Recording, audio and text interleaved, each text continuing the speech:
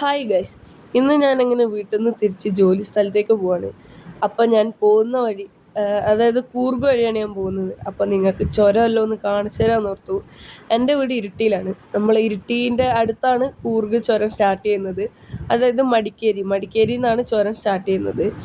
അപ്പോൾ ഇതാണ് നമ്മുടെ ചുരം സ്റ്റാർട്ട് ചെയ്ത് അങ്ങോട്ടേക്കുള്ള വഴി. നല്ല അടിപൊളി ക്ലൈമറ്റ് ആയിരുന്നു പോകുന്ന സമയത്ത്.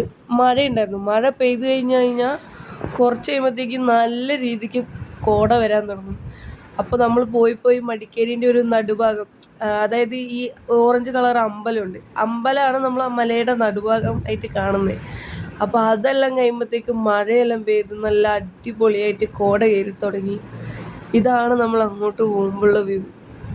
നിങ്ങളെപ്പോഴെങ്കിലും നിങ്ങൾക്ക് സമയം കിട്ടുമെങ്കിൽ വെറുതെ ബസ്സിൽ പോകണം.